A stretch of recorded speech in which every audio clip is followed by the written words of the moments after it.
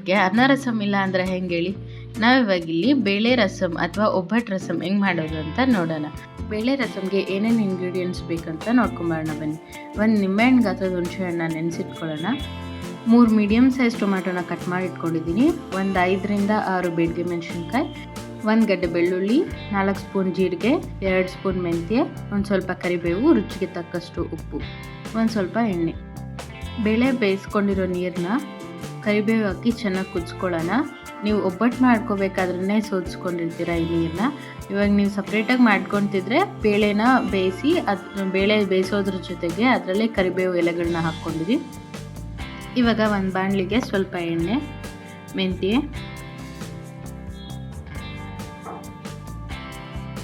ಜೀರಿಗೆ ಹಾಕ್ಕೊಂಡು ಸ್ವಲ್ಪ ಫ್ರೈ ಮಾಡ್ಕೊಳ್ಳಿ. ಬೇಡಿಗೆ ಮೆಣಸಿನ್ಕಾಯಿ ಒಂದು 4 ಮಾತ್ರ ಹಾಕ್ಕೊಳ್ಳಿ.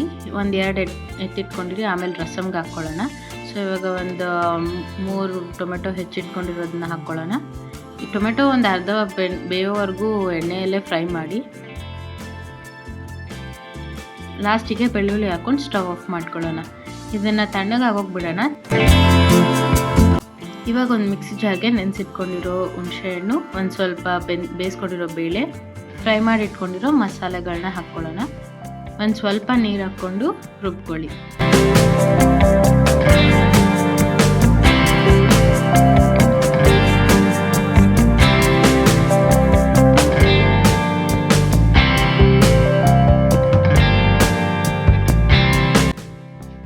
ಒಗ್ಗರಣೆ ಹಾಕ್ಕೊಳ್ಳೋಣ. ಬಾಣಲಿಗೆ ಸ್ವಲ್ಪ ಎಣ್ಣೆ ಹಾಕ್ಕೊಳ್ಳಿ. 1 ಸ್ಪೂನ್ ಸಾಸಿವೆ,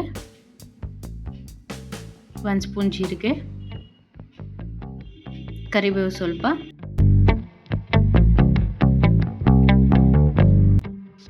ಇವಾಗ ರುಬ್ಬಿಟ್ಕೊಂಡಿರೋ ಮಸಾಲೆನ ಹಾಕ್ಕೊಳ್ಳೋಣ.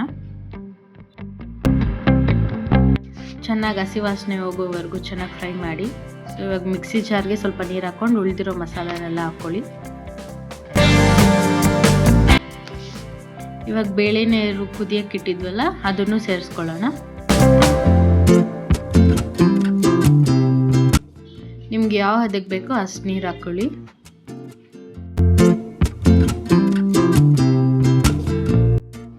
ಇವಾಗ ರುಚಿಗೆ ತಕ್ಕಷ್ಟು ಉಪ್ಪು ಹಾಕ್ಕೊಳ್ಳೋಣ. ಇವಾಗ 2 ಬೇಡಿಗೆ ಮೆಣಸಿನ್ಕಾಯಿ ಎತ್ತಿಟ್ಕೊಂಡಿದ್ವಲ್ಲ ಅದನ್ನ ಮುರಿದು ಹಾಕ್ಕೊಳ್ಳೋಣ. ಮಿಕ್ಕಿರೋ ಬೆಳ್ಳುಳ್ಳಿನ ಜಜ್ಜಿ ರಸಮ್ಗೆ ಹಾಕ್ಕೊಳ್ಳೋಣ.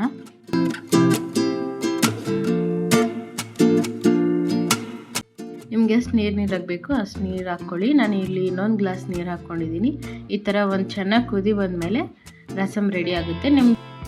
ನಿಮ್ಗೆ ಬೇಕಾಗಿರೋ ಹದಕ್ಕೆ ಬಂದಮೇಲೆ ಸ್ವಲ್ಪ ಟೇಸ್ಟ್ ನೋಡಿಕೊಂಡು ಸ್ಟವ್ ಆಫ್ ಮಾಡಿದರೆ ಬೇಳೆ ರಸಮ್ ರೆಡಿ. ಅನ್ನದ ಜೊತೆ ಬೇಳೆ ರಸಮ್ ಹಾಕ್ಕೊಂಡು ತಿಂತಾ ಇದ್ದರೆ ಯಾವ ಸಾರಿಗೂ ಕಡಿಮೆ ಇರಲ್ಲ.